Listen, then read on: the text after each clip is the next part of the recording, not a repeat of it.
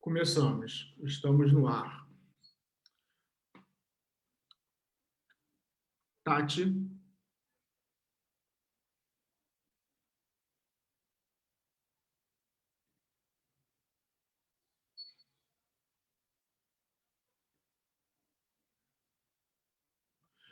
Bom, começamos agora mais um programa das Verdes Quintas, um programa do Partido Verde Carioca. Hoje o nosso convidado especial é o Marcos Lima, que é advogado, professor de Direito Ambiental, mestre em Direito da Cidade pela UERJ e ex-presidente do INEA, membro também da Comissão de Meio Ambiente da OAB, e tem uma vasta experiência na área de licenciamento, controle ambiental, e aceitou o nosso convite para poder vir enriquecer o nosso debate e contribuir aí para a gente poder pensar um pouco fora da caixa e pensar um pouco sobre novas formas de licenciamento e como é que a gente pode modernizar, aperfeiçoar, né, esse sistema. Agora eu passo a palavra para a Tatiana, que é a nossa vice-presidente do PV Municipal, que vai aqui fazer a abertura. Boa noite a todos. Boa noite, Marcos. É um prazer estar com todos vocês aqui. Esse é um momento super importante para o PV Carioca. Da gente, desde o mês passado, a gente retomou as Verdes Quintas, que é um espaço de debate, é um espaço para a gente estar trocando experiências, saberes, e poder estar aproximando mais as pessoas, contribuindo nesse debate de qualificação, né? Então, queria dar as boas-vindas a você, as boas-vindas a todos que estão participando, a todo o pessoal que está nos assistindo pelo Facebook, e bastante feliz da gente poder estar realizando hoje esse evento junto com você, é uma pessoa que também é do partido já há muitos anos. Vejo aqui pessoas do INEA, o Guida, que é super parceiro, também nosso dirigente, Olga, enfim, tem várias pessoas aqui já conhecidas, bastante feliz, sejam bem-vindos.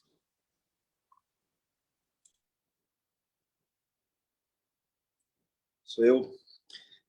Boa noite, primeiramente, boa noite. Bem-vindo, Marcos.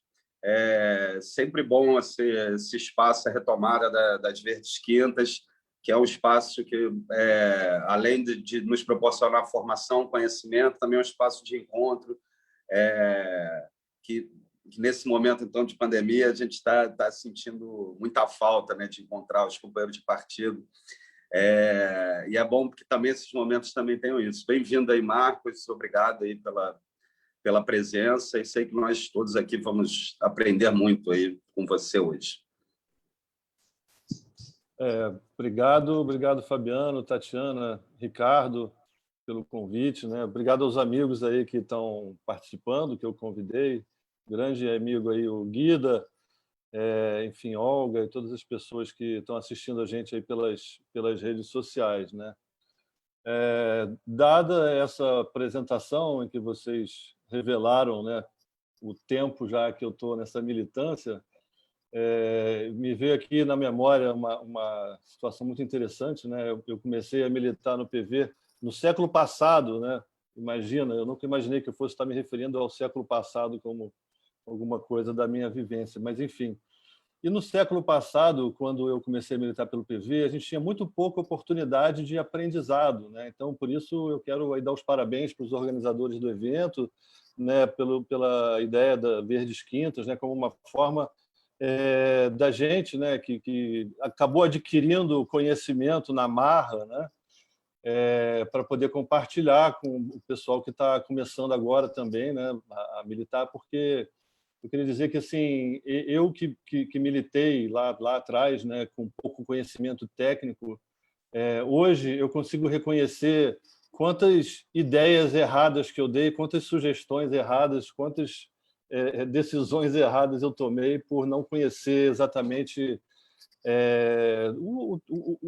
o big picture, né, dessa questão ambiental, né? E aí, depois de ter passado por órgãos ambientais, enfim. Aliás, Eu comecei aprendendo, na verdade, com o meu amigo Guida, que está aí, né? Na época ele era secretário de urbanismo em Niterói, e quando eu fui convidado para ser secretário de Meio Ambiente em Petrópolis, né, eu sabia muito pouco mesmo, né, e aí procurei, né, me apoiar nos colegas que tinham alguma experiência no serviço público, e por isso eu aqui aproveito para agradecer aí o Luiz Fernando Guida, meu colega. Tá? Enfim, eu quero, né, compartilhar um pouquinho com vocês da minha experiência, né, tendo acumulado experiência, vamos dizer assim, dos dois lados do balcão. E eu tenho uma visão, né, que eu vou dizer que não é só minha, com base na minha convivência com outras pessoas que atuaram especialmente em órgãos ambientais, né? Eu participei do CONAMA, eu convivi muito com secretários de meio ambiente de outros estados, e a gente tem uma visão hoje sobre controle ambiental que eu acredito que seja uma tendência, e que é muito importante a gente compartilhar com vocês, e principalmente compartilhar com a sociedade civil organizada, enfim, para que a gente desmistifique algumas coisas sobre a área ambiental, que hoje eu percebo que tem muita informação cruzada, muita informação tendenciosa, e às vezes faz com que as pessoas que querem militar no meio ambiente tenham dificuldade de saber para onde seguir, né? Então, eu vou pedir licença aqui para compartilhar uma apresentação que eu fiz aqui muito rapidamente.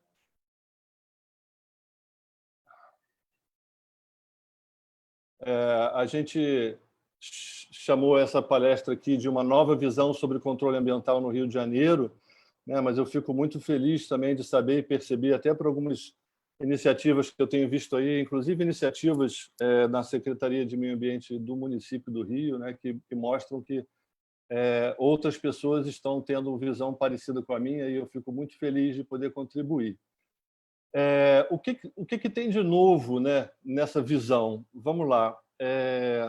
Hoje a gente percebe, né, até por conta de todos os debates que estão tendo lá em Brasília, eu nem sei se estão tendo ainda, por conta de uma nova lei geral do licenciamento, a gente que trabalhou no órgão ambiental, enfim, tanto no Estado como no município, o que eu percebo é que se coloca uma importância muito maior no licenciamento do que se deveria.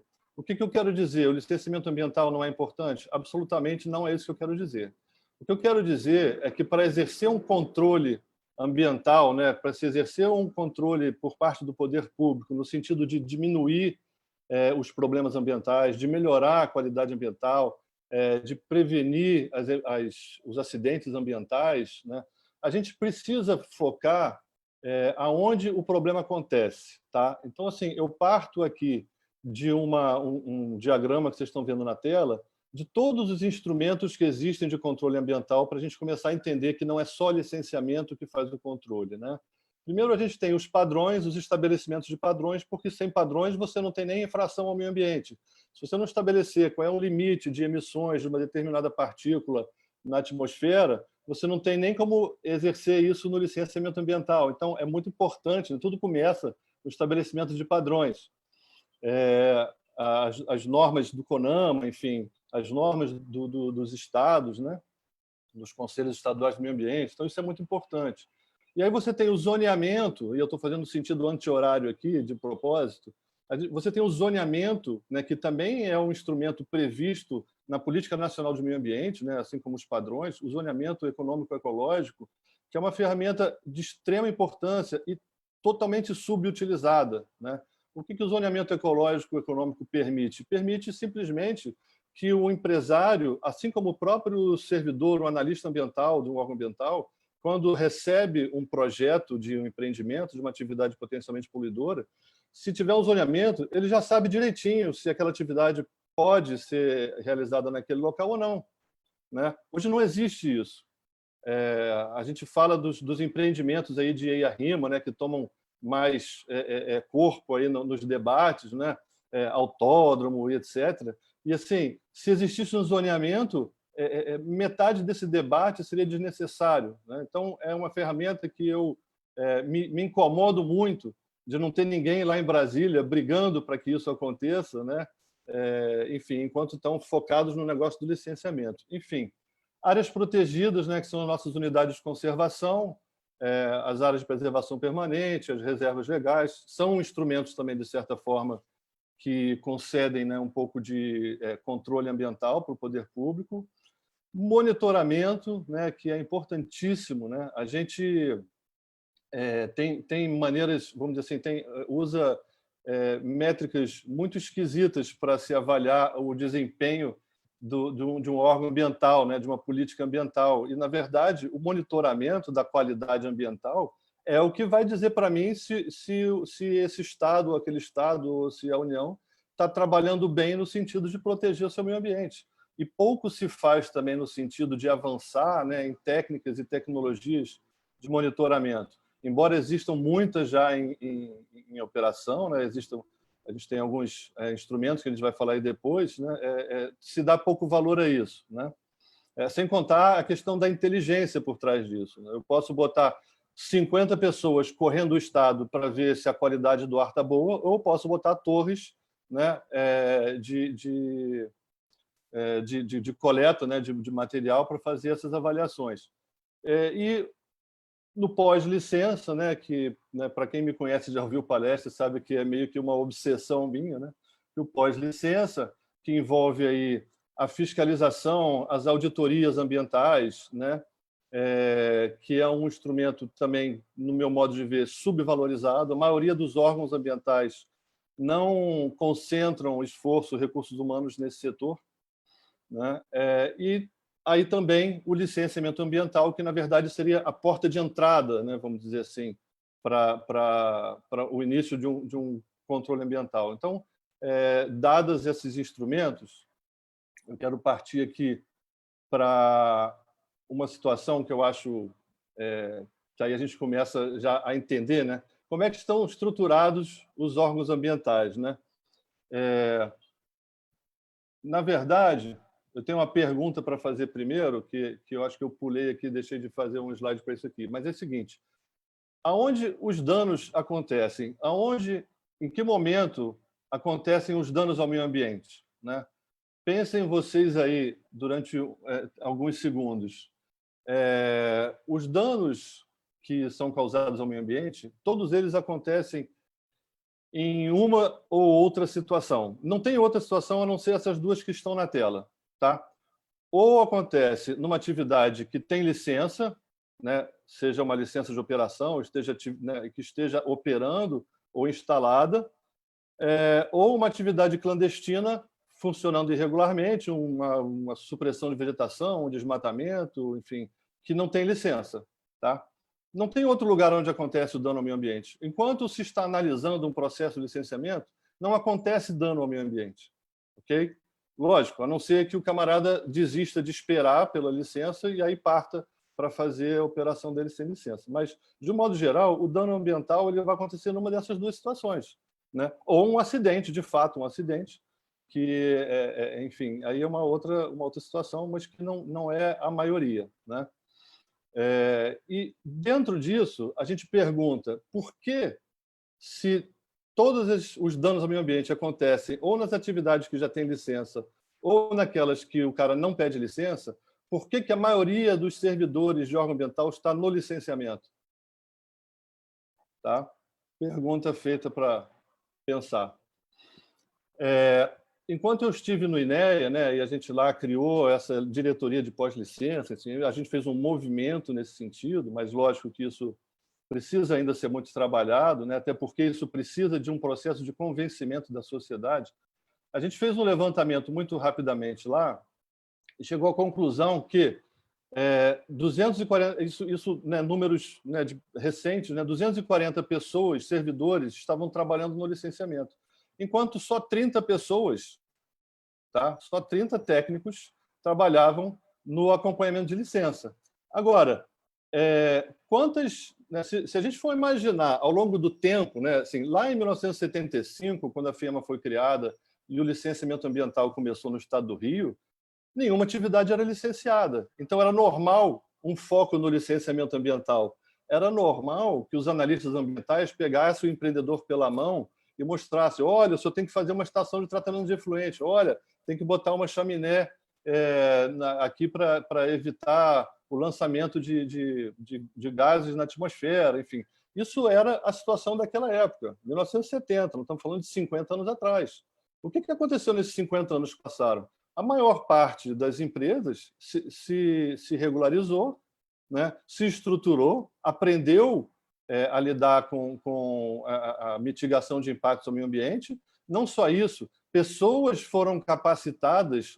Há 50 anos atrás, o tema meio ambiente mal era falado nas universidades, né? As pessoas se formavam sem entender de licenciamento de impacto ambiental. Hoje você tem gestão ambiental na faculdade, vocês têm engenharia ambiental e milhares de pessoas sendo lançadas no mercado com conhecimento sobre auditoria, sobre mitigação de impacto, e essas pessoas elas não estão sendo absorvidas nesse sistema aqui, né? Então, eu enxergo aqui uma situação que precisa ser melhor compreendida, tá? Mas, para vocês verem esse número, né? Se a gente tem hoje, após esse tempo todo, um número de licenças, né? Que eu coloquei aqui, estou voltando aqui no slide, hoje, só no INEA, né? Você tem 4.000 atividades em operação ou em instalação, a maioria em operação, obviamente, né? Licenciadas e que precisam ser vistoriadas com uma certa frequência, correto? E eu posso dizer, assim, com conhecimento de causa, e participei disso, e sei que o órgão ambiental estadual ele é absolutamente insuficiente, né, para fazer o acompanhamento de licença. E eu falo isso com a maior tranquilidade, porque uma das pessoas responsáveis por esse serviço está presente aqui no Zoom, que é a Mariana Palagano, que hoje ela está como gerente. Então, assim, eu falo sem o menor problema de constranger ela nem nada, porque ela sabe disso, ela sabe da dificuldade, né? E como é que você acompanha condicionante de licença de 4.000 empresas com 30 pessoas trabalhando no setor? Tá? A gente fez uma conta muito rapidamente, lá, enquanto no INEA, sobre o que seria a necessidade, e nós chegamos à conclusão que, para fazer minimamente, né, vamos dizer assim, uma vistoria a cada 6 meses, tá? Uma vistoria a cada 6 meses, né? Isso seria, vamos dizer assim, uma situação ideal. A gente ia precisar de umas 100 pessoas trabalhando no setor de pós-licença para fazer acompanhamento de licença com essa frequência, tá? Reduzindo um pouco, que dependendo de outros instrumentos, né, como a gente fala, talvez não precisasse fazer essa vistoria a cada 6 meses, ou talvez pudesse identificar algumas que precisam uma frequência maior e outras menos, chegou-se a um número de pelo menos 60 pessoas. Hoje tem 30. E a tendência, cada ano que passa, é ter mais licença emitida e mais empresa para ser vistoriada, tá? Enquanto isso, o número de servidores trabalhando no licenciamento continua o mesmo, tá? Mas aí a gente parte para a pergunta: o que fazer então, né? Porque eu sei que hoje, se eu chegar no licenciamento do INEA, eu vou ver que tem pedidos de licença demorando muito para serem atendidos, né? Com certeza, eles também precisariam de mais pessoas, né? E o órgão ambiental do Estado do Rio, ou de qualquer município, ou de qualquer estado, dificilmente vai fazer contratação significativa de pessoas para suprir, né, essa parte. Então, o que tem que fazer, né? Vou dar um golinho de água aqui. O que é preciso ser feito? Mudar o foco. Tem que mudar o foco do controle ambiental, porque a realidade mudou. Como eu falei, há 50 anos atrás, a maioria das empresas não era licenciada. Hoje já não é. Hoje já a maioria é licenciada. Hoje, a exceção é a empresa funcionando sem licenciamento, tá? Então, precisa mudar o foco. A gente precisa botar mais gente em campo, onde os danos acontecem. Eu volto a dizer, os danos ambientais não acontecem dentro da repartição, não acontecem lá dentro da sede do INEA, eles não acontecem numa Secretaria do Meio Ambiente, não acontecem por falta de papel, ou por falta de documento, ou por falta de assinatura. Os danos ao meio ambiente eles acontecem porque alguém está descumprindo alguma norma ambiental, alguém está sendo negligente no acompanhamento, né, das suas próprias licenças, né, a auditoria. Alguma coisa está acontecendo em campo que não está sendo vista. Então, isso para mim, né, gente, e aí eu peço perdão pela forma enfática, né, como eu discuto sobre isso. Tem pessoas que nem me aguentam mais, mas, enfim, alguém tem que entender que, se você tirar as pessoas de dentro da repartição que estão analisando o papel e colocar essas pessoas para ir a campo, ver o que está acontecendo, a gente, com certeza, só por essa mexida aí, você já melhora o controle ambiental. Eu vou compartilhar uma experiência que eu tive logo que eu entrei no INEA. Eu costumava, né, circular ali para ter as pessoas trabalhando, e batia papo e conversava e tal. E eu cheguei na mesa de uma pessoa que trabalhava no licenciamento, e aí perguntei, né, o que você faz? O cara era assim, era um químico com pós-doutorado, não sei o quê. E sabe o que ele estava fazendo na hora que eu passei na mesa dele? Conferindo a assinatura de ART, no ART do responsável técnico. Cara, aquilo me deu assim um embrulho no estômago, né? Porque você, quando dirige um órgão, né, com 1.500 servidores, e ainda assim você tem uma demanda maior do que você tem gente para atender, e você pensa que você tem um químico formado com pós-doutorado sentado e conferindo assinatura de papel, você tem que concluir que tem alguma coisa errada. Tem alguma coisa errada ali, né? Enfim, isso tudo, né? Estou compartilhando uma experiência, mas assim, uma série de experiências que me levaram a chegar a essa conclusão de que é necessário mudar o foco, né? E como é que a gente faz essa mudança se a gente não pode falar em simplesmente vou contratar então mais 200 pessoas e boto no pós-licença? Isso não vai rolar, né? A gente sabe disso. Serviço público, nenhum setor, nem no da saúde, né, que a gente está com um problema que consegue contratar servidores, né, por concurso público para fazer esse trabalho. Não vai acontecer. Nós vamos parar da gente se enganar, porque não vai acontecer. Mas tem solução, né? Eu acredito que tem solução. Uma das coisas que é importante fazer é transferir um pouco, delegar um pouco da responsabilidade sobre as informações para o consultor, para o empresário, para o representante, para o analista da empresa, enfim. Não tem outro jeito, porque essas pessoas que estão se formando hoje em engenharia ambiental, em química, elas estão buscando emprego, estão conseguindo emprego nas empresas, para fazer auditoria dentro da empresa, para gerir os resíduos, enfim, para gerir os impactos causados por essas empresas. E essas pessoas, em muitos casos, elas têm até mais conhecimento prático, né, do que o próprio servidor do INEA, né? Não querendo desmerecer, porque o INEA é super bem qualificado em termos de servidores, mas até mesmo essa coisa de ficar focado no papel e atolado de serviço e processos e não sei o quê, impede que os caras se aperfeiçoem e que façam, como é que se diz, né, uma atualização técnica nas suas áreas. Então, por que a gente não pode aceitar que esses profissionais todos que estão aí em campo vão nos trazer informações, né, trazer para o órgão ambiental informações e que a gente possa aceitar como verdade? Né? Aí você fala, mas Marcos, lá em Mariana, os caras lá da empresa disseram isso, disseram aquilo, e alguns deles que eu soube foram até presos. Né? Eu acho que, nesse momento, né, a gente vive, sim, um momento de crise de confiança, a sociedade desconfia, do político nem se fala, mas desconfia do empresário, acha que o empresário, os empresários querem passar a perna em todo mundo, que não querem fazer as coisas dentro da lei.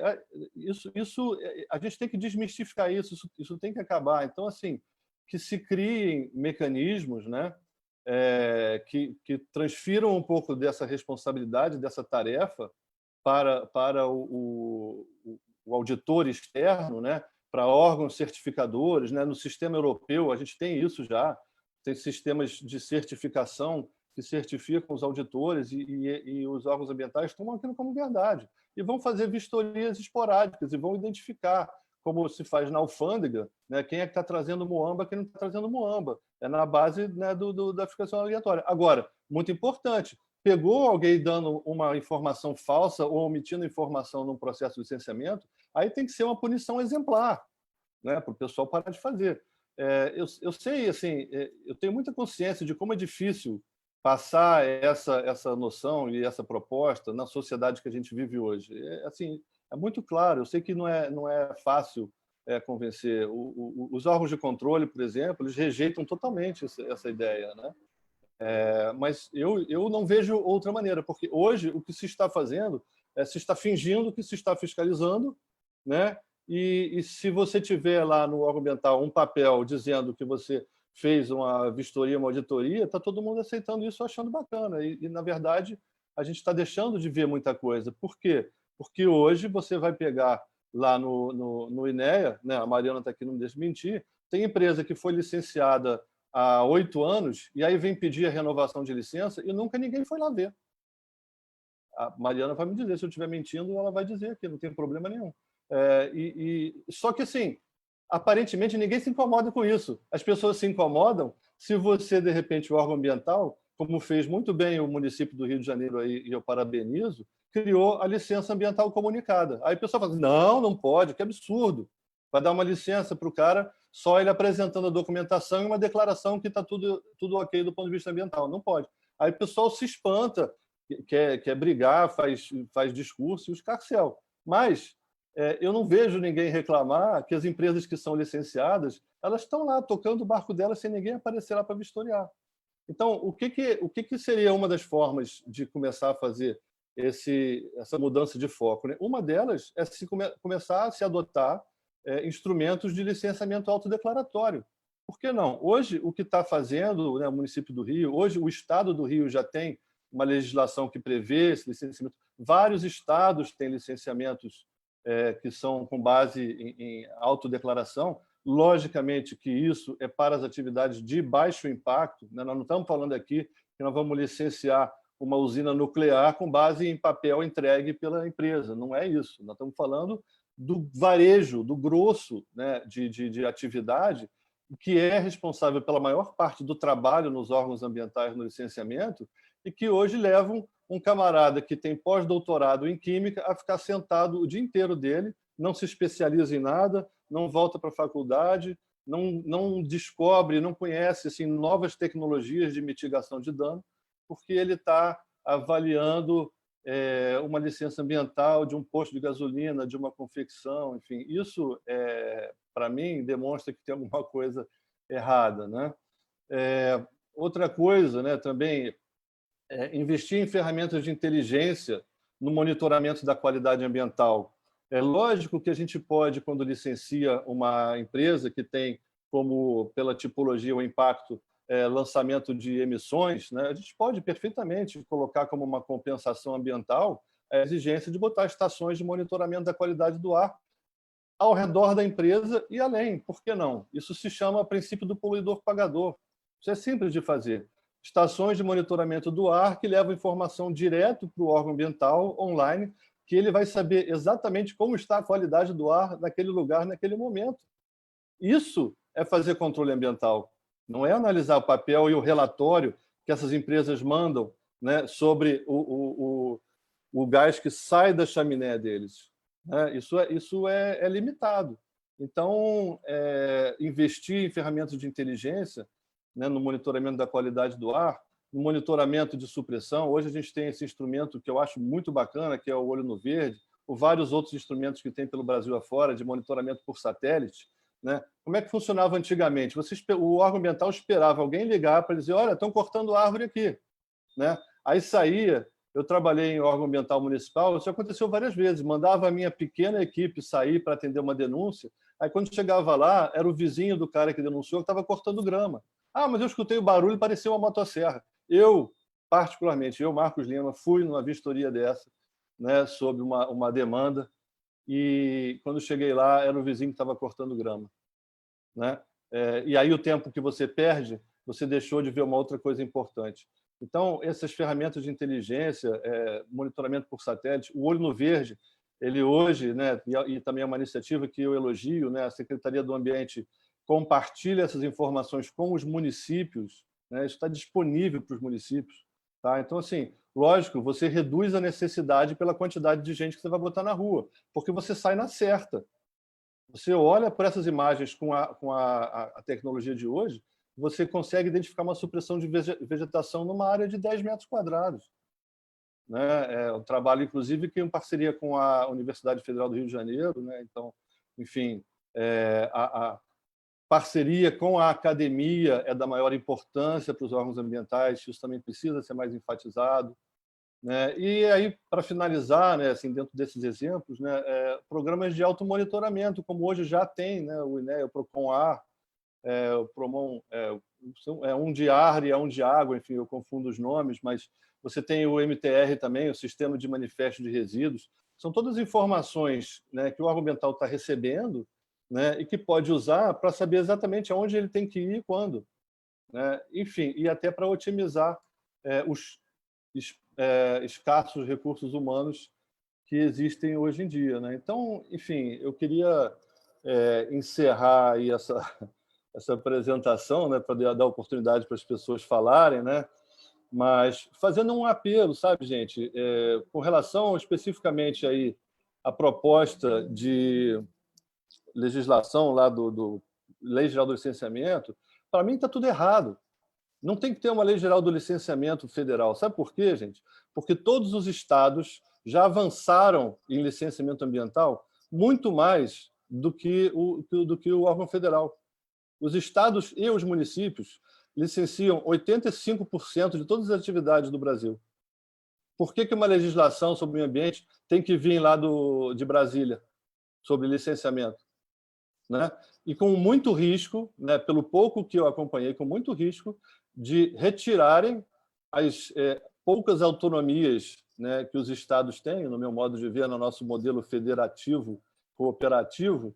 Está tudo muito focado no governo federal e muito pouca autonomia de verdade para estados e municípios. Então, eu fico muito assustado com o que pode vir de Brasília em termos de uma lei geral do licenciamento. Enfim, eu queria agradecer aí mais uma vez a oportunidade, me coloco à disposição aí de vocês, viu, Tatiana, Ricardo, Fabiano, enfim, a hora que vocês quiserem, assim, mas vocês já sabem mais ou menos qual é a minha teoria. Então, se tiver, se vocês entenderem que isso está afinado aí, vocês contem comigo. Com relação ao município do Rio, mais uma vez, né, eu escrevi artigo elogiando. Eu vou estar sempre, vamos dizer assim, disposto a elogiar publicamente as iniciativas que sigam nessa direção. Menos foco no licenciamento e mais gente em campo, olhando o que está acontecendo de fato no nosso meio ambiente. Beleza? Obrigado. Maravilha, Marcos. Vou pedir apenas para você tirar o compartilhamento da tela. Sim. Pronto. Pronto, maravilha. Agora é o momento que a gente abre para pergunta, mas de antemão já queria aqui levantar que é muito bom a gente ter uma visão sobre isso, né, sobre essa questão do licenciamento e controle ambiental, de uma outra vertente do que normalmente a gente está acostumado a debater, né? E até te perguntaria, vou depois deixar a pergunta para depois, porque já tem gente querendo fazer pergunta aqui, então vou passar aqui a palavra agora para o Cleveland. Ele fez um comentário aqui. Cleveland, você gostaria de fazer esse comentário, abrir o microfone para você fazer o comentário, pode ser? Tá, não, tá dando para ouvir, né? Não, eu só queria parabenizar porque realmente o Marcos tocou num ponto nevrálgico. Nós, como sociedade, temos uma grande resistência para fiscalizar e punir. A gente quer um papel carimbado que foi vistoriado na hora do licenciamento, antes da fábrica funcionar e tal, e depois ninguém mais quer olhar, e se tiver algo errado, todo mundo diz, mas tem que orientar. Não, é essa inversão que precisa ocorrer. E não é uma pergunta, é um comentário. Exatamente isso. Parabéns, Marcos. Obrigado, Cleveland. Eu queria assim, dizer que o Cleveland é um grande batalhador do meio ambiente, né? E é o americano mais baiano que eu conheço. Muito gente boa. Valeu, Cleveland. Obrigado pela intervenção aí. Em seguida, a gente tem uma pergunta aqui do André Luz. Vou pedir para ele ativar o som dele aqui.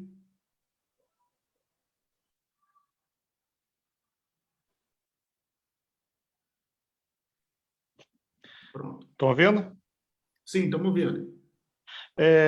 Bem, boa noite, Marcos, de novo. Gostei muito da palestra. Agora, eu tenho algumas dúvidas, né? Eu trabalhei alguns anos em empresas de consultoria socioambiental, nessa área tanto de licenciamento quanto de rima, mas também com condicionantes. E, embora eu concorde que a gente tenha, que os órgãos ambientais tenham essa dificuldade e que dificilmente teriam condições de ter um corpo técnico para fazer essa fiscalização do jeito que ela deveria ser feita, eu não sei se nesse momento a gente conseguiria ter uma ação dessa a contento. A minha dúvida é, quando eu trabalhava muito, fiz vários trabalhos, principalmente entre 2005 e 2015, a gente tinha uma coisa que, quando pediam para a gente escrever alguma coisa que não estava no conforme, a gente logo falava, mas o IBAMA, se a gente assina, eu não assino um relatório que depois, se o IBAMA descobrir, eu vou perder minha licença, e nunca mais vou poder emitir nenhum relatório. Do jeito que está a Política Nacional de Meio Ambiente, a política de desmonte dessa política de meio ambiente, de licenciamento, de fiscalização, principalmente, a gente não corre o perigo de que justamente voltar, por exemplo, não no caso, que seria a pós-fiscalização, mas a gente sabe muito bem que antigamente você tinha os rimas de gaveta, né, que as empresas faziam. Mas não pode chegar a uma coisa parecida com essa. Essa é a minha dúvida, é o meu medo em relação a isso, principalmente por causa do momento que a gente vive. Por não ter um órgão ambiental centralizado, onde você possa, quando o órgão estadual ou municipal não darem conta, não possa recorrer. O momento, sei lá, tenho medo, só gostaria de colocar isso. Obrigado. André, eu comecei, né, essa apresentação, né, falando que eu tenho plena consciência, né, que o momento que a gente vive na nossa sociedade hoje, o que se propõe aqui, né, inclusive de usar um modelo europeu, eu não sou daqueles que acham que tudo que é de fora é melhor, não é nada disso não, mas é apenas uma referência com base no que eu estudei, né, do que pode vir a ser, né? Mas é lógico, a gente tem muito que avançar como sociedade, mas eu, assim, pela minha experiência, o que eu tenho visto, né, de profissionais, tanto no órgão ambiental quanto na iniciativa privada, consultores, né, como você falou, que você trabalhou, que estão sendo processados criminalmente, né, alguns até injustamente, vou ser bem sincero, eu te digo o seguinte, não está fácil para enrolar hoje não, sabe, cara? Dentro do órgão ambiental, eu vivenciei, né, situações meio esdrúxulas, como, por exemplo, você ter 20 servidores, né? O INEA fez concurso em 2009, depois 2011, foram 2 concursos, enfim. Só no período que eu tive lá como presidente do INEA, 20 pessoas concursadas pediram para sair, pediram exoneração de cargo público, que não é um cargo tão mal remunerado comparado com outros, né? Mas por quê? Porque, assim, quando eles se deparam, né, com os riscos de serem acionados judicialmente, né, geralmente pelo Ministério Público, por divergências de ideias, né, dentro da ciência, você sabe que existem visões divergentes. Na área ambiental, isso nem se fala, né? E eu vi muita gente saindo porque não vale a pena ser analista ambiental dentro do órgão ambiental hoje em dia, né? Agora, eu concordo com você, o momento hoje talvez não seja o melhor, por isso, assim, o que eu estou fazendo aqui é plantando uma sementinha, entendeu, André?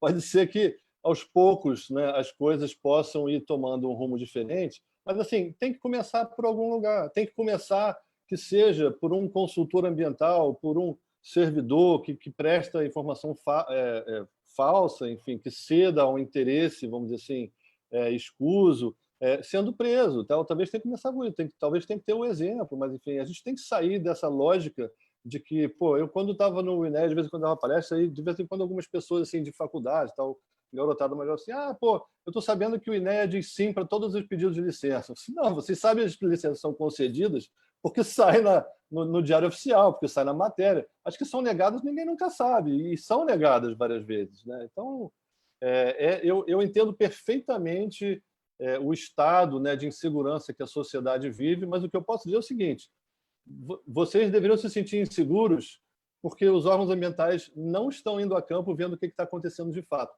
Eu ouso dizer, né, sem conhecer em detalhe, eu ouso dizer que o problema de Mariana lá e Brumadinho tem a ver com pós-licença e não com licenciamento. Mas, assim, guardo todas as reservas, não mergulhei no assunto, mas eu tenho a inclinação a dizer que é isso. Faltou foi gente indo lá vistoriar aquelas barragens lá. Posso estar errado. Maravilha, Marcos. O próximo a perguntar aqui é o Guida. Vou pedir para ele ativar o som. Boa noite a todos. O Marcos você fica fazendo referência a mim aí, parece que eu sou muito mais velho do que você. Não é bem assim, né? Mas é um maior prazer ser seu amigo e foi um grande prazer trabalhar com você no INEA. E essa história que você ainda trabalha, né, de divulgação do pós-licença, eu vi nascer praticamente, e ela foi me conquistando de tanto ver você falar com razão. Eu acho até que você é como é que eu posso dizer, um batalhador mesmo por essa ideia, né? E tem poucos seguidores, porque a gente vive no mundo das fake news. Hoje é 1º de abril, né? É o mês que a gente celebra a mentira. Olha que loucura! Pô, dar uma palestra justamente hoje, hein? Agora ficou mal para mim. Não é? A gente imagina um mês que começa celebrando a mentira. O Brasil celebra a mentira. É um negócio meio esdrúxulo. De qualquer forma, eu acho legal você ser o grande batalhador disso, mas o que me ocorre dizer aqui não é nem apenas fazer pergunta. No seu como ali, você colocou umas ideias para a gente virar esse jogo. Mas a grande virada vai ser quando os municipalistas, como nós, os verdes somos municipalistas, tivermos uma representatividade boa, né, em todas as casas legislativas. Porque, na verdade, fica essa centralização administrativa no Brasil ridícula. Você colocou muito bem, as licenças ocorrem, na sua enorme maioria, nos municípios, e a gente sabe a realidade dos municípios, especialmente nós dois que trabalhamos com todos os municípios do estado do Rio de Janeiro. A gente sabe que as equipes são muito mal pagas, muito mal preparadas, politicamente também muito mal preparadas e cheios de arranjos, e cheios de acordões, quer dizer, coisas muito pesadas que não deixam o trabalho andar. Então, eu queria dar essa contribuição. Enquanto nós, municipalistas, especialmente municipalistas verdes, não tivermos mais cuidado com a política partidária, que é o que elege, porque a gente tem grandes técnicos, a gente tem ótimos palestrantes, a gente tem bons administradores de partido, tem tudo. Mas a gente elege pouco no Brasil verde, né? E muito pouco municipalista também. Então, o caminho é esse. Enquanto a gente não tiver uma representação mais forte, a gente vai estar aí à mercê de tudo que é esdrúxulo aí que você colocou, quando está tudo na cara, né? Tudo que você colocou é muito lógico. A Carla fez um comentário lá no chat que você está fazendo uma palestra bem didática, e é tudo muito claro, você coloca de uma forma mais clara ainda em muito pouco tempo. Então, fica o toque em todos nós. A gente tem que batalhar mais para eleger mais gente nossa e de qualidade. Esse é um ponto, esse momento de discussão interna do PV que nós estamos tendo nesse segundo agora aqui, tem que servir também para a nossa reflexão. Nós, no Brasil inteiro, não estamos fazendo bem o dever de casa. Elegemos um monte de porcaria que parece verde, mas não é, e elegemos poucos, muito poucos, que são bons. Fica aí para reflexão. Serviu a sua palestra para isso também, né? Para eu puxar minha própria orelha e cada um puxar sua própria orelha também. Obrigado pela oportunidade, um beijo no coração de todo mundo, hein? Valeu, Guida. Obrigado pela contribuição aí. Agora, com relação à idade, eu só vou perguntar para você uma coisa. Você já tomou vacina? Não, mas vou tomar daqui a pouco. Então você está bem, então. Se você não tomou vacina, você não é dinossauro. Ô, Marcos, eu sei que eu sou bem mais velho que você, mas só experiente. Tá Vamos lá, bom. beleza. Tá bom o trabalho, beleza. Muito obrigado. Vamos lá, o próximo aqui a perguntar é o Becker. Becker, vou ativar aqui teu som.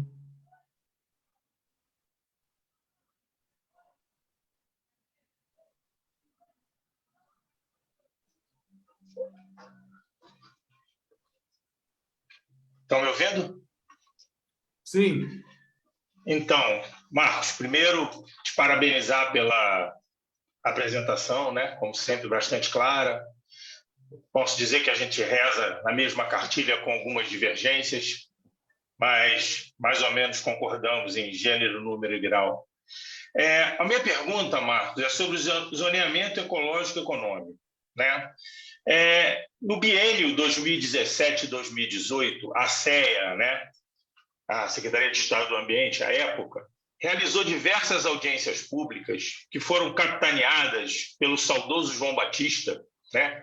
Se eu não estou enganado, 17 e 18, pelo saudoso João Batista, em que foram apresentadas as bases cartográficas, né, iniciais do nosso zoneamento ecológico econômico do nosso estado do Rio.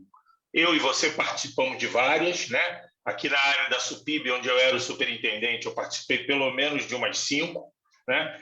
E a minha pergunta para você é a seguinte, Marcos. À época, eu percebi uma resistência muito grande da sociedade civil e também até do poder público quanto a essas bases, quanto ao zoneamento que foi feito, na minha opinião, corretíssimo, com poucos ajustes a serem feitos, né? Minha opinião técnica, né? E eu queria saber se nas suas palestras, na sua vivência aí no dia a dia, você tem observado se isso agora já passou a ser um norteador, ou pelo menos isso está, vamos dizer, penetrando no sangue, né, dos administradores da sociedade, dos administradores públicos. O que você tem a dizer sobre isso? Ou se você acha que aquilo foi em vão, todas aquelas audiências públicas que nós participamos, toda aquela luta para se ter um zoneamento ecológico e econômico realmente eficaz no estado do Rio, se aquilo foi em vão ou não. Se você puder me ajudar nessa dúvida que eu tenho, talvez você tenha um conhecimento disso aí melhor do que o meu atual. Obrigado, Becker. De fato, você lembrou aí um trabalho muito bacana, né? E lembrou uma pessoa, né, que muito dedicada a isso, né? E isso é um dos problemas do serviço público, né? Determinados projetos são carregados por uma pessoa, né? Uma pessoa maravilhosa, fantástica, foi o João Batista. Infelizmente, ele faleceu, ficou doente, morreu, ninguém pegou o serviço dele para continuar. Até onde eu sei, né, não estou mais dentro do serviço público, até onde eu sei, ninguém está tocando e dando continuidade a isso. Agora, eu não vejo realmente, Becker, infelizmente, eu não vejo movimentos nesse sentido. É como eu falei no início, está todo mundo pensando só em licenciamento. Olha como o zoneamento econômico ecológico pode fazer uma mudança nesse panorama que eu mostrei ali. No meu modo de ver, né, vamos falar do licenciamento trifásico, licença prévia, né? Quem entende um pouquinho sabe que a licença prévia ela simplesmente atesta a localização, né, do empreendimento, para dizer que aquele empreendimento, em tese, pode ser feito ali. Não se analisa ainda projetos executivos, né? Com aquela tipologia, por exemplo, uma fábrica de cerveja pode ser feita ali na região de Santa Cruz, no Rio de Janeiro, né? E aí tira uma licença prévia. Eu já tenho pesquisado e estou em vias de escrever um artigo, né, dando como decretada a morte da licença prévia se a gente for realmente ter um zoneamento econômico-ecológico.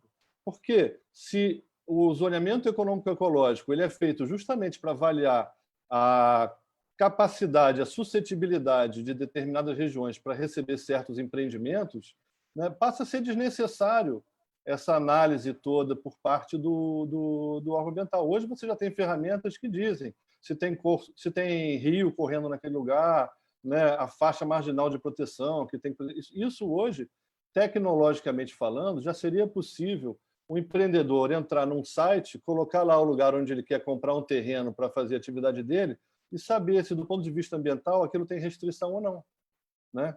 A gente faz aqui como consultor, a gente faz isso. A gente, de repente, de vez em quando, nos encomendam pareceres de localização. E a gente faz com drone, com imagem de satélite, né? Então, assim, eu gostaria muito de ver uma ênfase maior no zoneamento ecológico econômico, porque isso também tiraria peso, né, demanda de trabalho dos analistas ambientais no órgão ambiental. A licença prévia, né, assim, isso é um outro tema, na minha visão, ela não deveria nem ser chamada de licença, porque ela não autoriza a fazer nada. Né? Você que trabalhou no órgão ambiental sabe, com uma licença prévia, o empreendedor não pode fazer nada. O máximo que ele pode fazer é pegar dinheiro emprestado no banco. Ele não pode cortar uma árvore, ele não pode sequer botar um muro no terreno dele. Então, assim, aquilo não deveria nem ser chamado de uma licença, aquilo deveria ser uma certidão. Certidão de viabilidade locacional, ou alguma coisa assim. Mas, enfim, está tudo conectado, né? São alguns instrumentos de controle que são pouco valorizados, né? E outros em que se gasta muito tempo e que, na verdade, não tem um efeito prático no controle ambiental. Não sei se eu respondi a tua pergunta, mas é mais ou menos por aí. Maravilha. A próxima pergunta é a Érica. Érica, vou liberar seu microfone aqui.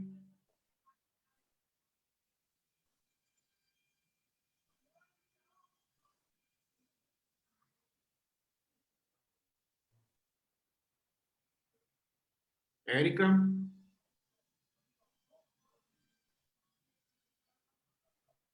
Bom, deve ter tido algum problema lá. Então, a próxima é a Mariana.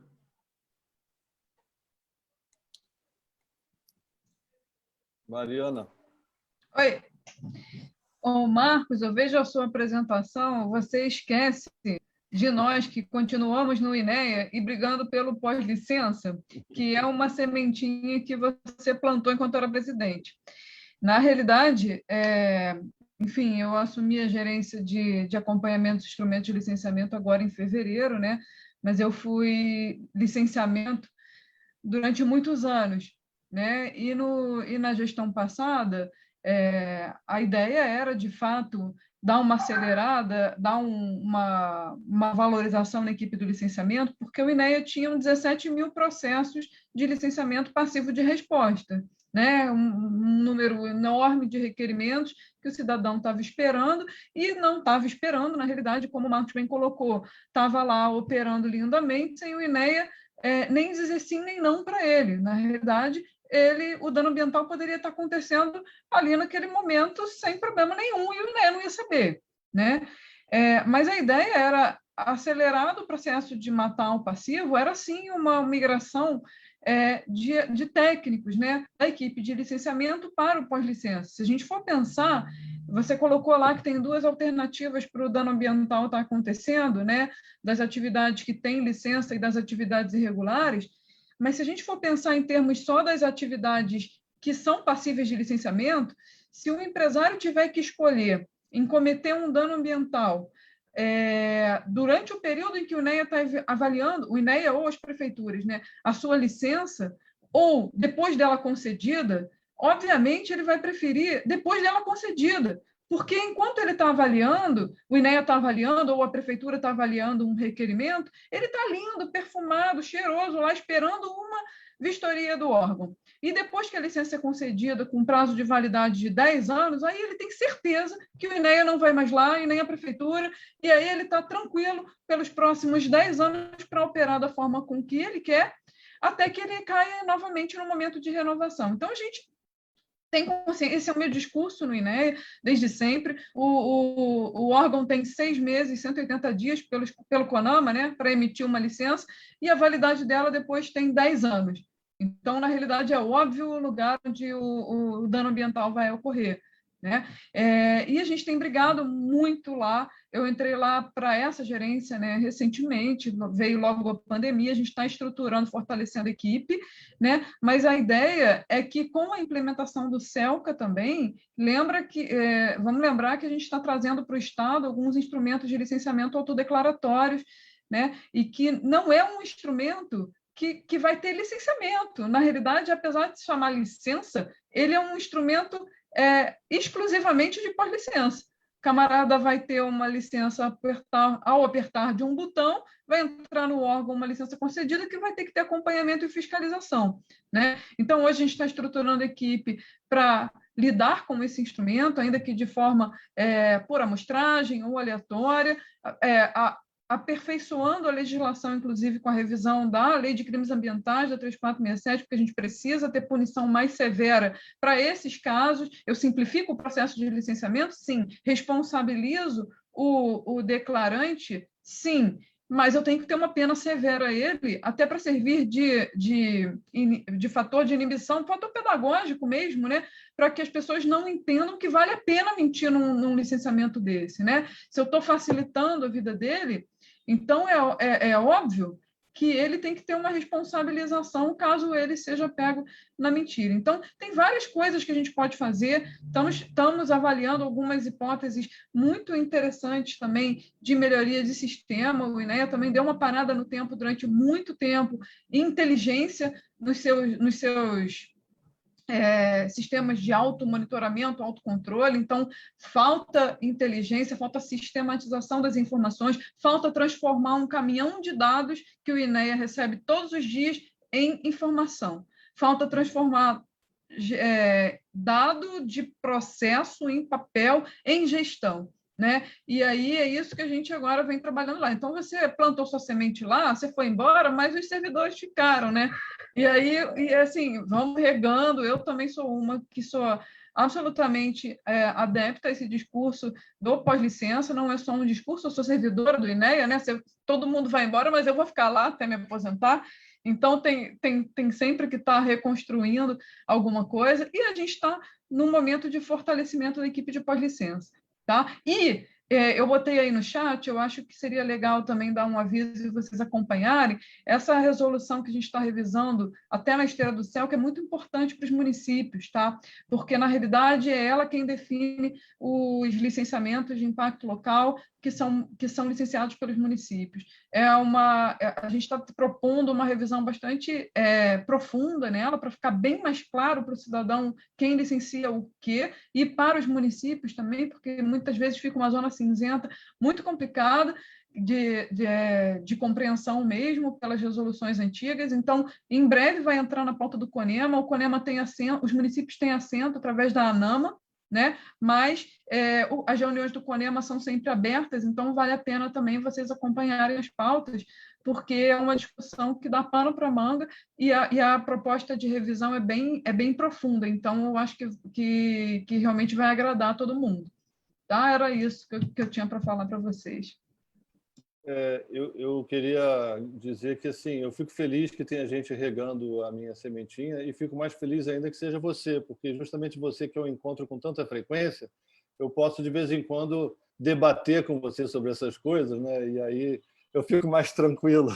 O Guida está rindo lá, né? Mas é verdade. Eu só queria fazer uma pergunta para você, Mariana. Você assumiu essa gerência, né? E eu fico muito feliz que seja você que esteja lá. E logo em seguida veio a pandemia, né? E eu conheço por histórico que a maioria das pessoas dessa gerência eram as pessoas mais velhas, antigos lá da... Quantas pessoas hoje realmente trabalhando, né? Porque as pessoas idosas estão por força de um decreto em casa.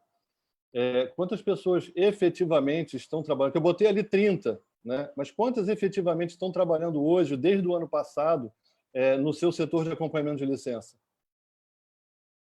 Pode falar a verdade, porque...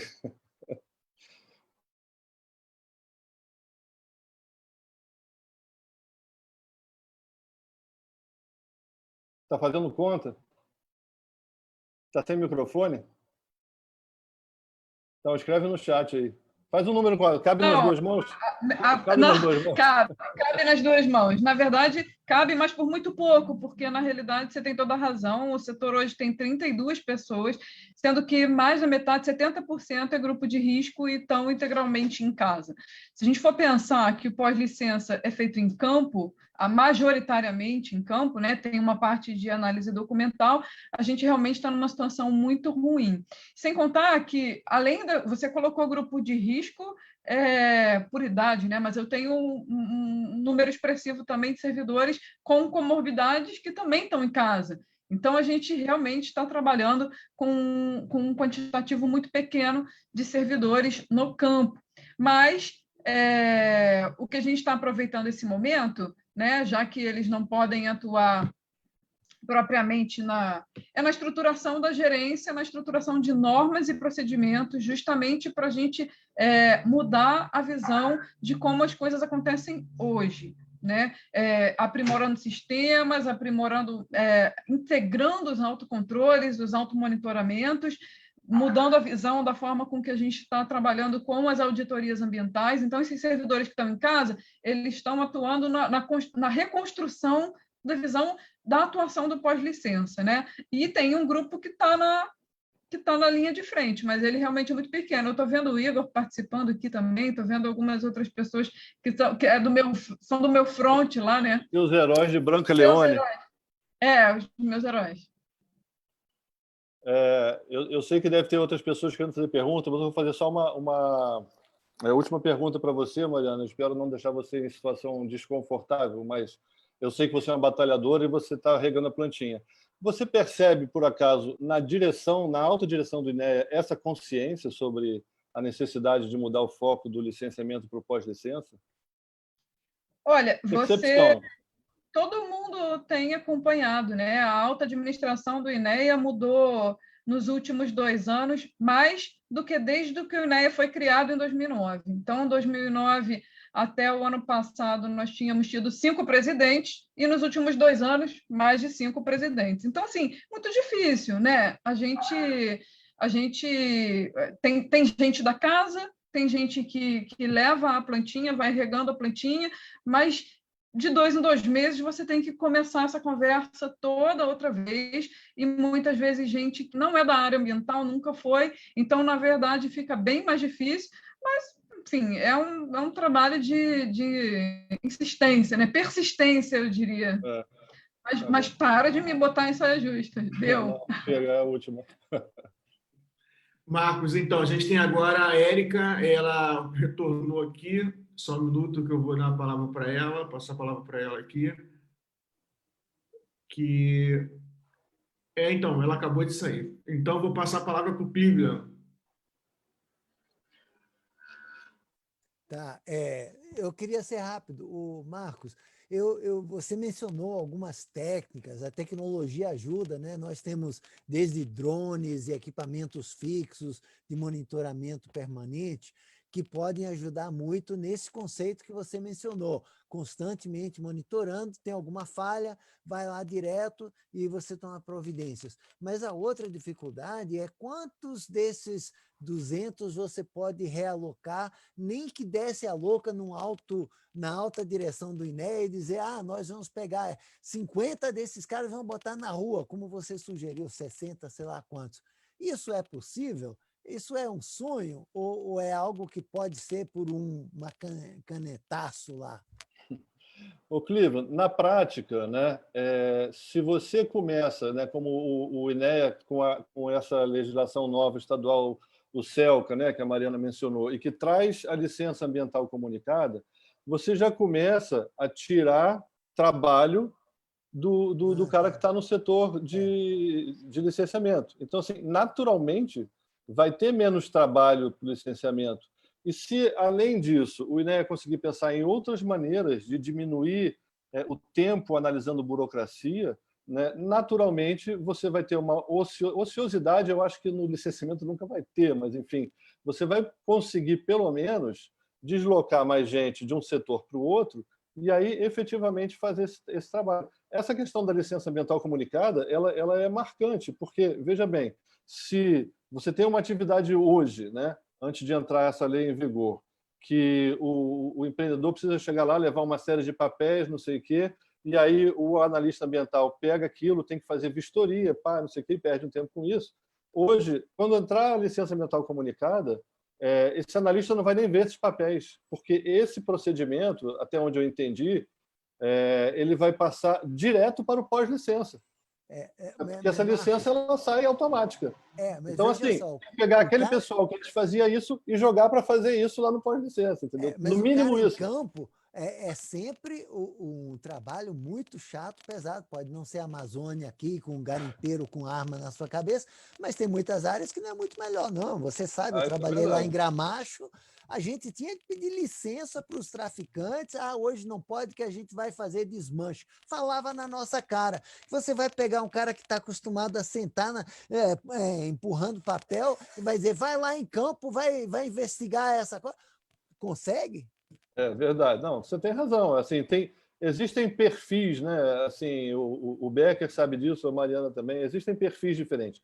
Tem gente que adora ficar sentado vendo papel, mas tem muita gente que adora ir em campo. Eu arrisco dizer que a maioria das pessoas que tem essa formação, biólogos, engenheiros florestais e tal, gostam mais de ir a campo. Lógico, não vamos entrar no detalhe da milícia, dos traficantes, porque aí é outra historinha, mas, enfim, analisando num mundo normal, né, eu até diria que uma grande parte das pessoas que hoje estão lá sentadas analisando papel preferiria estar indo a campo. Né? Que bom.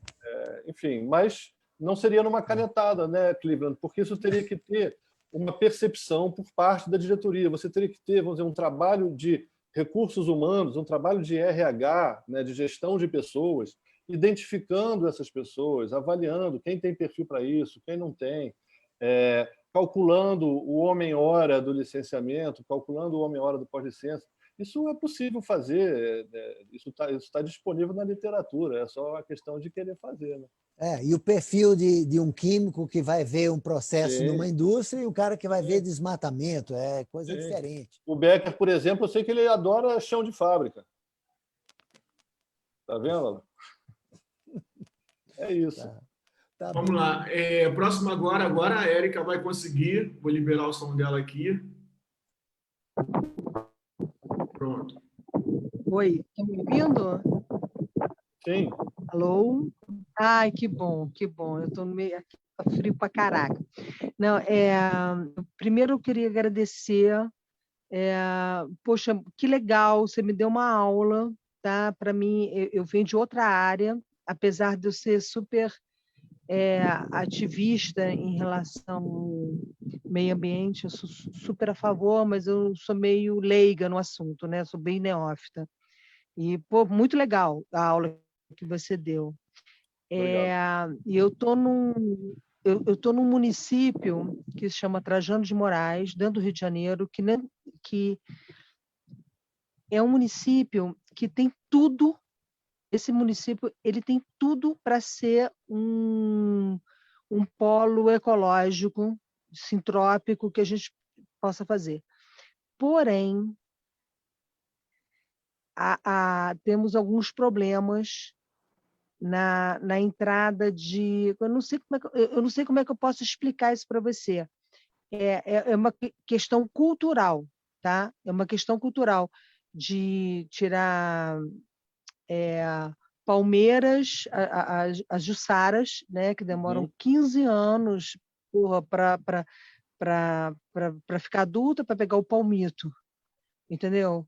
Aí eu falo, pô, pelo menos pega o açaí da jussara. Então, existe um problema que você colocou, né, que a gente deve...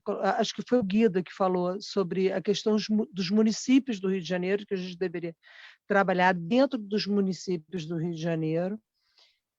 Mas o que eu vejo é que não existe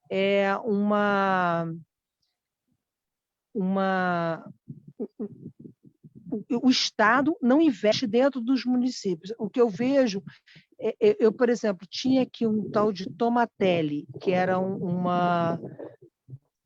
eles faziam tomates orgânicos para vender para o Zona Sul, para o supermercado Zona Sul, no Rio de Janeiro.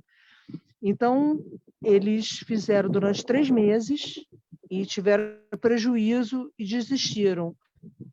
E começaram a fazer o tomate com agrotóxico.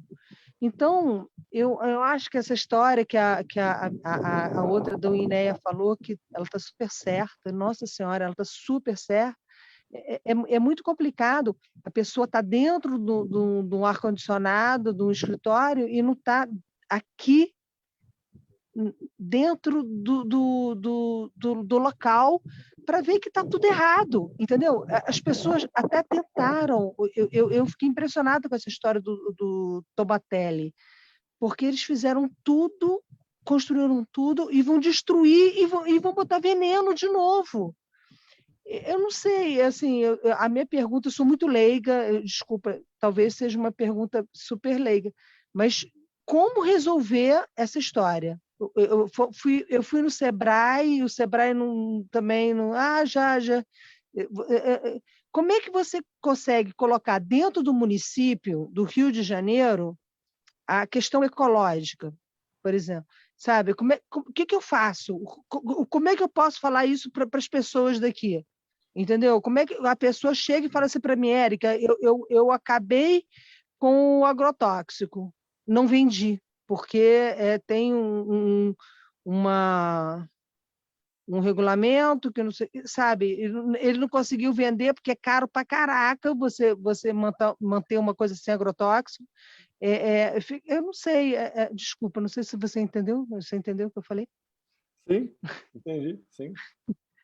A minha pergunta é: você pode me ajudar em relação a isso? O que eu faço com o povo daqui? Entendeu? Como é que eu explico para eles que eles não têm que desmatar para ter gado, que tira tudo para virar pasto? Entendeu? Aonde qual o argumento que eu uso? Érica, na área ambiental tem duas maneiras de você resolver esse tipo de problema. Ou é no amor ou é na dor.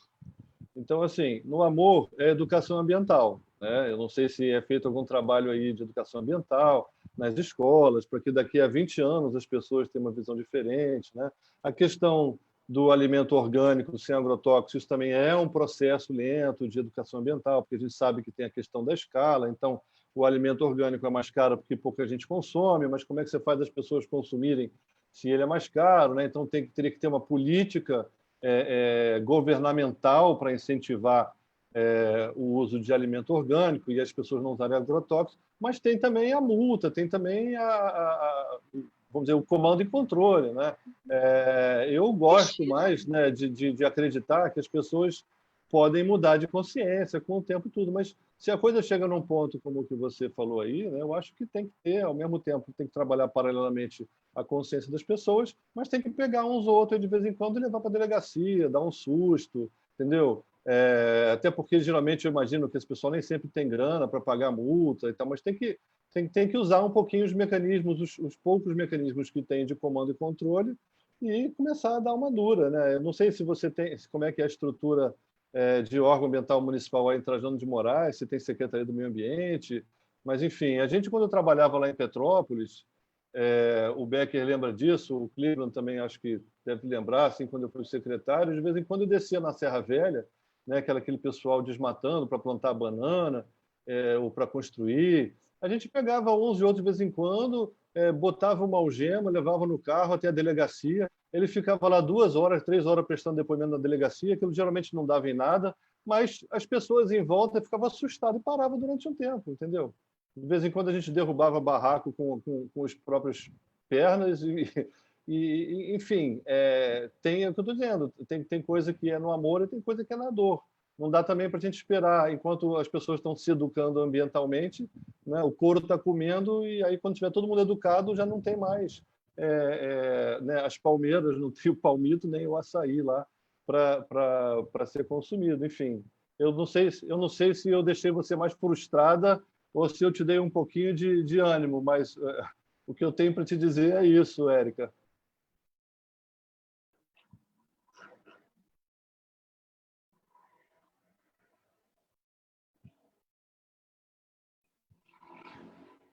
Eu não estou escutando a Érica. Então, eu liberei o microfone dela, mas eu acho que ela encerrou.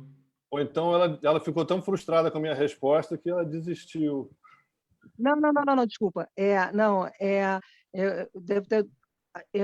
o que eu quis dizer foi o seguinte: o que me deixa mais frustrada nessa história toda é que foi uma galera que investiu na ecologia, investiu no não veneno e desistiu. E eu fiquei muito mal com essa história, entendeu?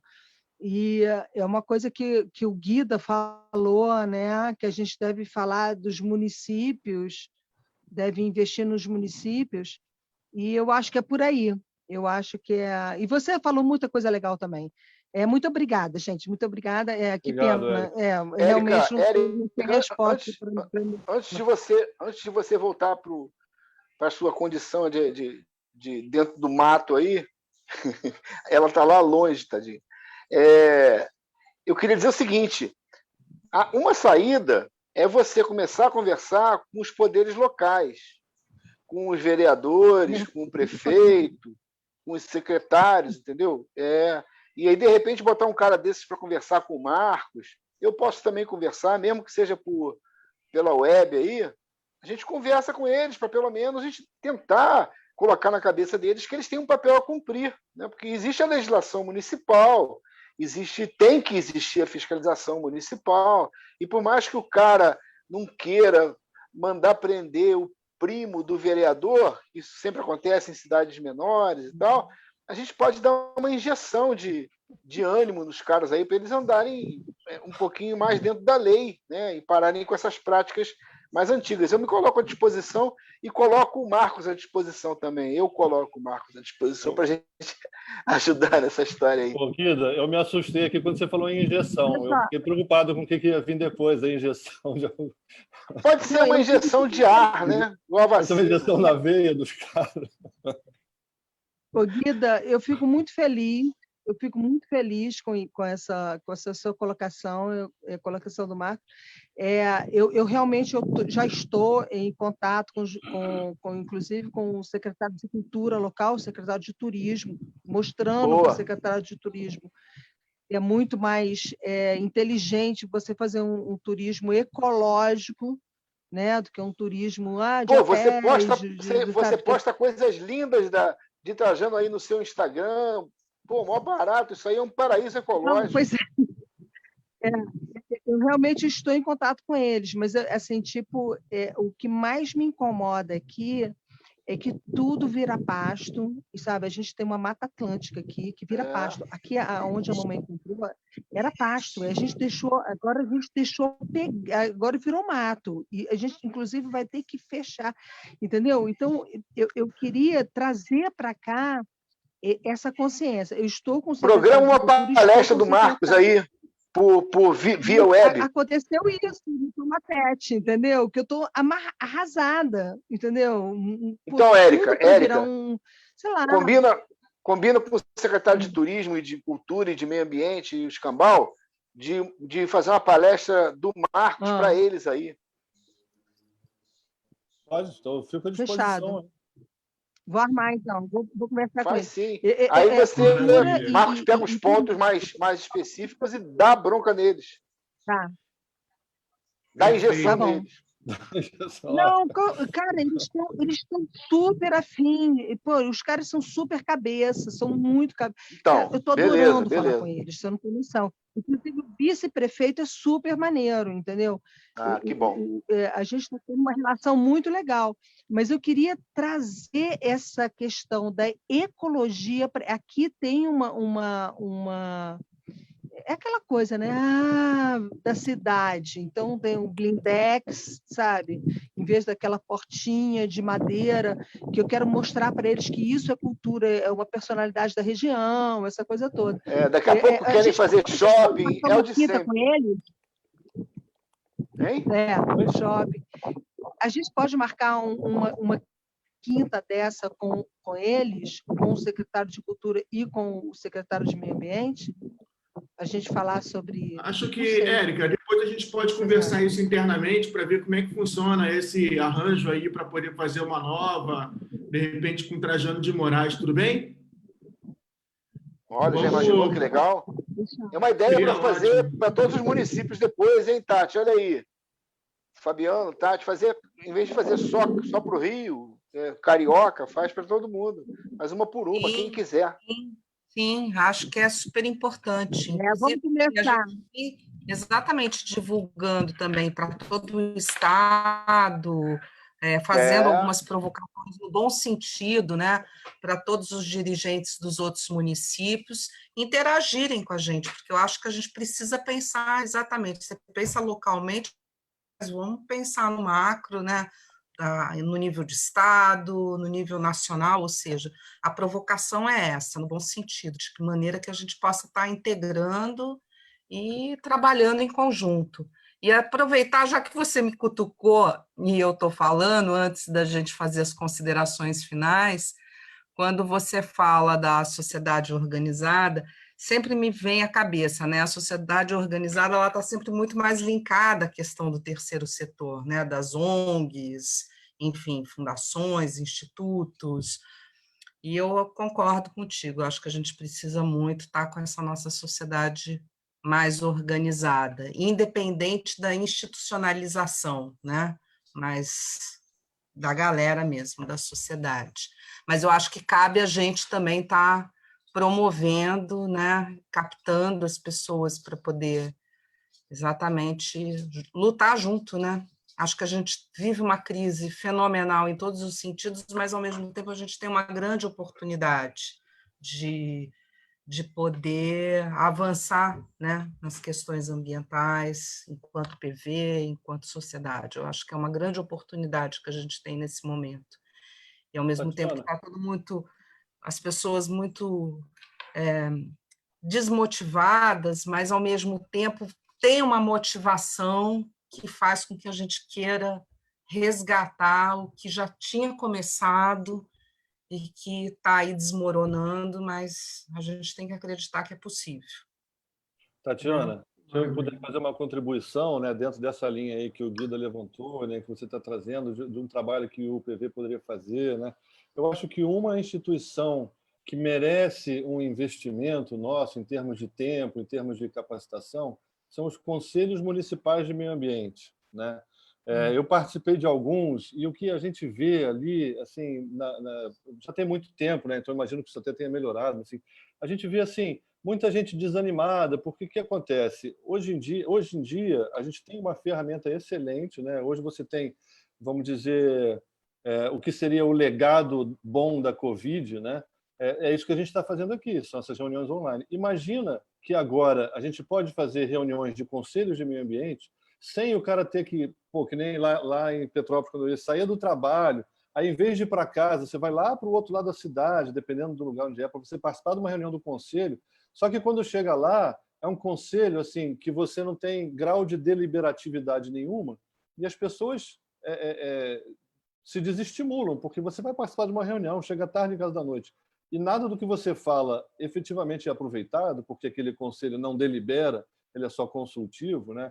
Então, assim, eu acho que um movimento para fortalecer os conselhos de meio ambiente dos municípios, né, é um espaço democrático muito interessante de inserção dessas ideias, né, dessas políticas, porque se a gente não consegue, né, eu estou falando da gente aqui, já me colocando aqui como ativista partidário, né, político, Partido Verde, isso tem muita cara do Partido Verde, que é a ação local. Se a gente não consegue lá por cima chegar, a gente não consegue eleger um presidente da República, um governador, não sei o quê, vamos trabalhando ali embaixo, fazendo com que as pessoas comecem, né, a perceber aquelas mudanças que elas têm condição de alcançar, né, e, enfim, de repente fazer a coisa...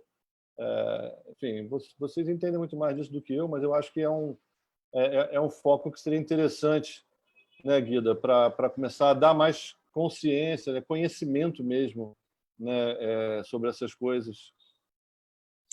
Ótima ideia, muito bom.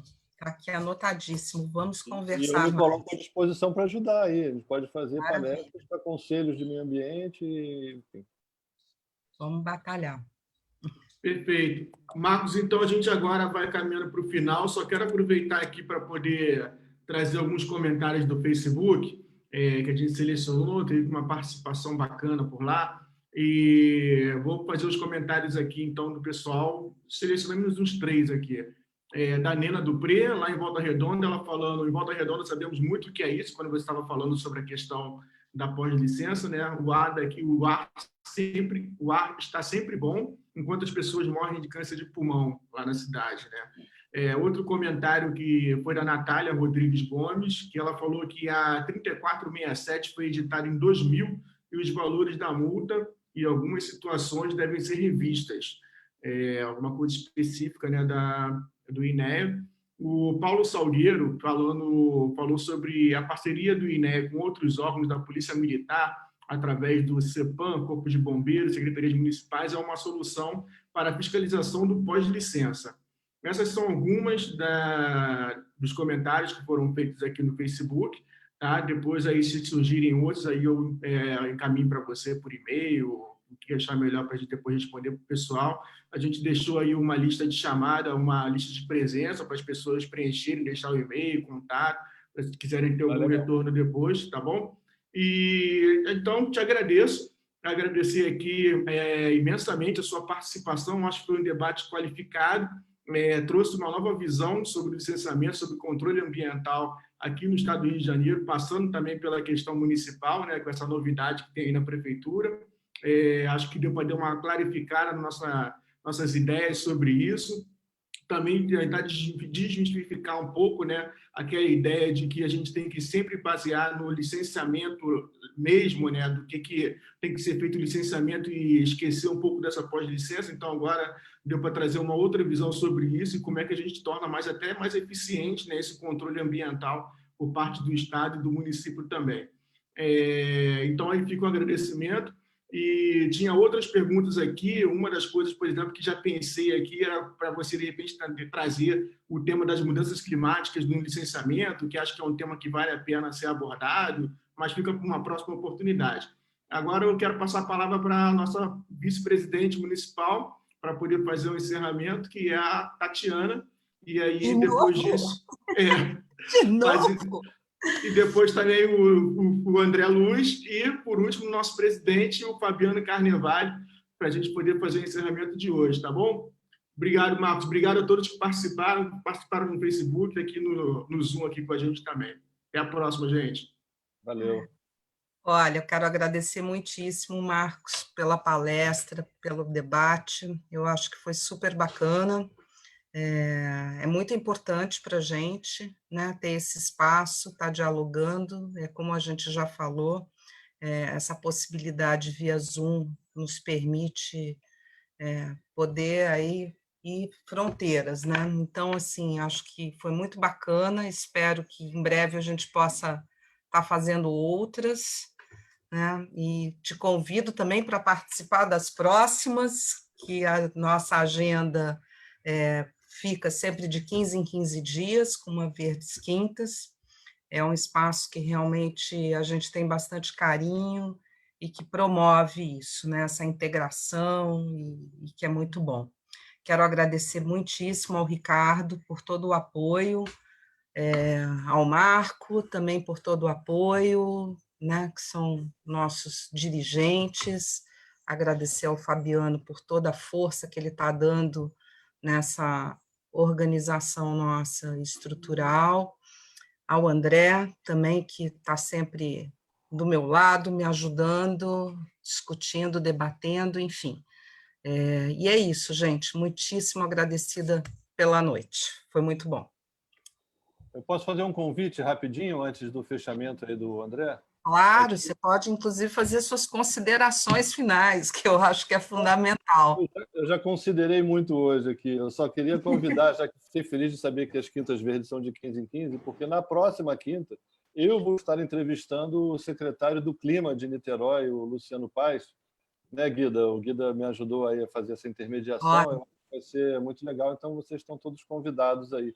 Provavelmente vai ser uma entrevista pelo Instagram, a gente está vendo ainda qual é a melhor ferramenta, mas a gente distribui aí essa informação, né, pelo Ricardo, eu mando para o Ricardo, ele espalha para vocês aí. Maravilha, maravilha, ótimo. André? Não, queria agradecer, claro, né, agradecer muito o Marcos pela bela palestra, belo debate que deu, acho que foi um debate bem interessante. Acho que é muita coisa que puxa, né, uma a outra, então a gente pode continuar com esse debate pegando outras sessões, digamos assim, muitas vezes.